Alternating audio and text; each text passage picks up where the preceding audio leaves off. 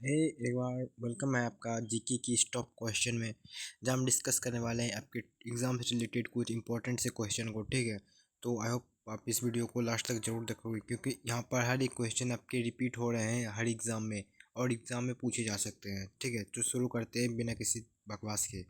तो पहला क्वेश्चन हमारा है कि भारत का राष्ट्रीय पशु क्या है। देखो, इसका आंसर आप जल्दी से कमेंट बॉक्स में लिखो कौन सा इसका आंसर सही होगा। ठीक है, ये बहुत इजी क्वेश्चन है, आप इसका कमेंट में बताओ कौन सा आंसर सही होगा। नेक्स्ट है हमारा, सुभाष चंद्र बोस ने आज़ाद हिंद फौज की स्थापना कब की थी। तो देखो, सुभाष चंद्र बोस ने आज़ाद हिंद की स्थापना कब की थी, तो 1943 में किया था। इसका राइट ऑप्शन हो जाएगा ऑप्शन नंबर बी। ठीक है, अगला क्वेश्चन है, जय जवान जय किसान का नारा किसने दिया। जय जवान जय किसान का नारा किसने दिया। तो इसका नारा दिया था हमारे लाल बहादुर शास्त्री जी ने। Option number B is the correct हो जाएगा।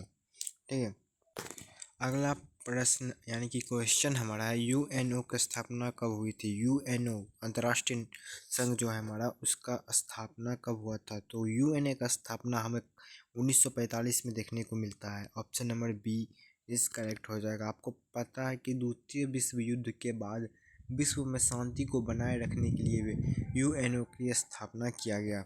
ठीक है, नेक्स्ट क्वेश्चन है, हरित क्रांति का जनक भारत में किसे कहा जाता है।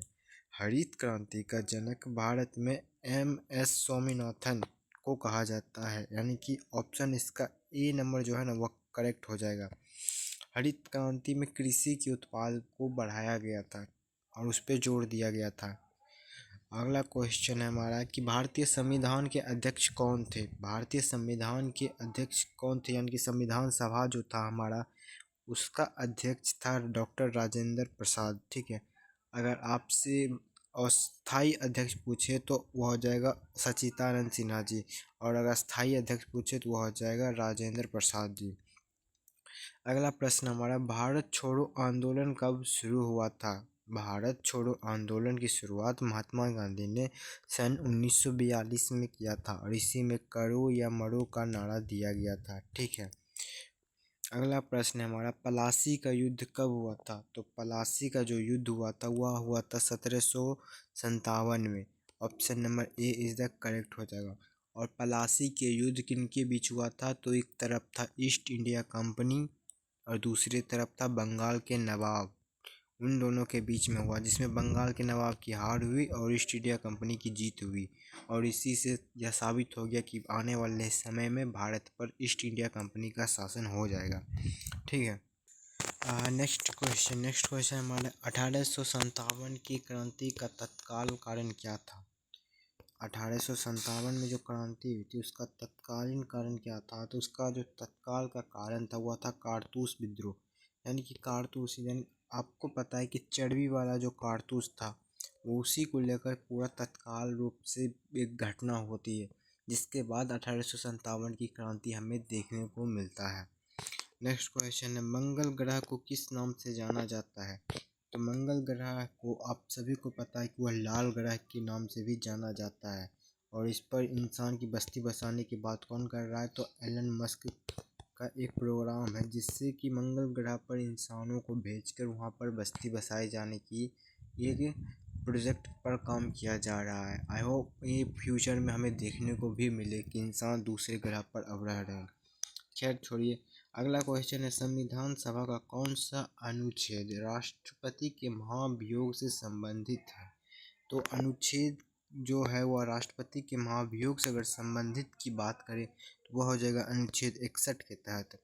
इसके तहत राष्ट्रपति पर महाभियोग चलाया जा सकता है, और महाभियोग चलाकर उसे राष्ट्रपति के पद से हटाया जा सकता है। ठीक है, अगला प्रश्न हमारा, आर्य समाज की स्थापना किसने की थी। तो आर्य समाज की स्थापना दयानंद सरस्वती जी ने किया था, और इन्हीं का नारा था वेदों की ओर लौटो। ठीक है, जो वेदों की ओर लौटो का जो नारा है वो इन्हीं के द्वारा दिया गया था। अगला क्वेश्चन हमारा, पुलकेशिनी द्वितीय किस वंश का शासक था। तो यह चालुक्य वंश का शासक था, इसीलिए इसका ऑप्शन बी सही हो जाएगा। अगला क्वेश्चन है हमारा, द्रौपदी मुर्मू भारत के कौन से नंबर की राष्ट्रपति है। तो आपको बताओ कि श्रीमती द्रौपदी मुर्मू जी जो है वो वर्तमान में भारत के राष्ट्रपति हैं। वह कितने नंबर के राष्ट्रपति हैं भारत के आज़ादी के बाद। तो वह हो जाएंगे 15वें नंबर का, ठीक है। 15वें नंबर के वह क्या हो जाएंगे, राष्ट्रपति हो जाएंगे। नेक्स्ट क्वेश्चन है हमारा, वर्गीज कुरियन किस क्षेत्र से जुड़े थे? तो यह जुड़े थे व्हाइट रिवोल्यूशन यानी कि श्वेत क्रांति, जिसमें ना दूध का प्रोडक्शन बहुत ज़्यादा बढ़ाया गया था, ठीक है।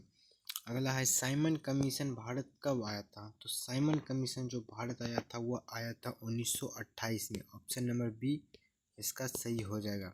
और साइमन कमीशन को ही आने के बाद विरोध में साइमन गो बैक के नारे लगते हैं, जिसमें कि लाला लाजपत राय पर लाठीचार्ज कर दिया जाता है, जिसके कारण उसकी मृत्यु भी होती है लाठी लगने से। अगला प्रश्न हमारा, नोबेल पुरस्कार पाने वाले पहले भारतीय कौन थे? नोबेल पुरस्कार की अगर पहले बात करें तो वह रविंद्रनाथ टैगोर को मिला था।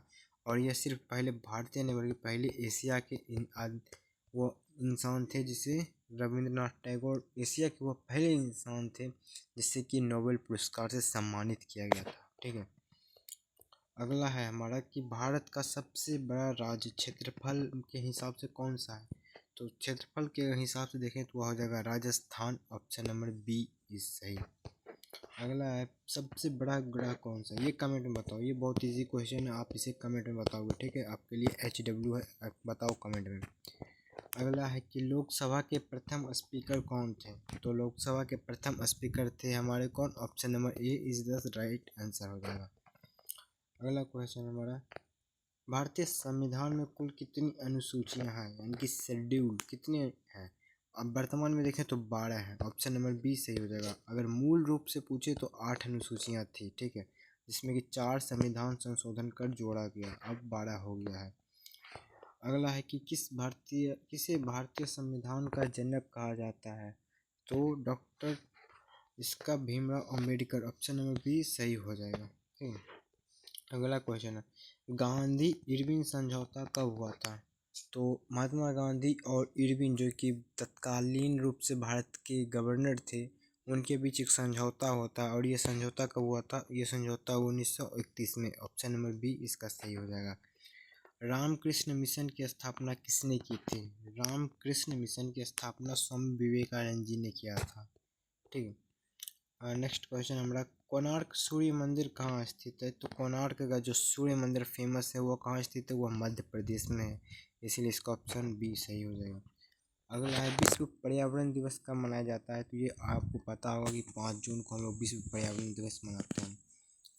अगला क्वेश्चन हमारा, विटामिन डी की कमी से कौन सा रोग होता है? तो विटामिन डी की अगर हमारे शरीर में कमी हो जाए तो हमें कौन सा रोग होता है? वो रिकटिस हो सकता है, उनकी हड्डियाँ कमज़ोर हो सकती है। अगला क्वेश्चन है, भूदान आंदोलन किसने शुरू किया था? जिसका राइट ऑप्शन क्या हो जाएगा? आप कमेंट बताओ, ये क्वेश्चन भी बहुत इजी वाला क्वेश्चन है। नेक्स्ट है, हड़प्पा सभ्यता किस नदी के किनारे विकसित हुआ था? तो हड़प्पा सभ्यता को हम सिंधु सभ्यता के नाम से भी जानते हैं और सिंधु नदी के किनारे विकसित हुआ था। Option number C. अगला क्वेश्चन है, ये क्वेश्चन वही पे आ गया। अगला है, इलाहाबाद की संधि कब हुई थी? तो इलाहाबाद की संधि हमें कब देखने को मिलती है? तो इलाहाबाद की जो संधि देखने को मिलती है यह 1700 कितना 65 में देखने को मिलती है। Option number C. क्यों? क्योंकि देखो 1764 में बक्सर का युद्ध होता है, जिसके बाद इलाहाबाद की संधि अगले साल होती है और इस युद्ध को समाप्त किया जाता है, ठीक है। नेक्स्ट क्वेश्चन है, भारत का पहला उपराष्ट्रपति कौन था? तो भारत के पहला उपराष्ट्रपति कौन था? तो डॉक्टर सर्वपल्ली राधाकृष्णन जी थे। आई होप आपको वीडियो पसंद आएगा तो प्लीज़ लाइक करना और दोस्त में ज़रूर इस वीडियो को शेयर कर देना। मिलते हैं अगले वीडियो में, तब तक के लिए जय हिंद। ये वीडियो लाइव होना था लेकिन कुछ रीजंस की वजह से लाइव ना होकर ये रिकॉर्डेड फॉर्म में आपको मिल रहा है, ठीक है। हम जल्द ही लाइव आएंगे, तब तक के लिए जय हिंद।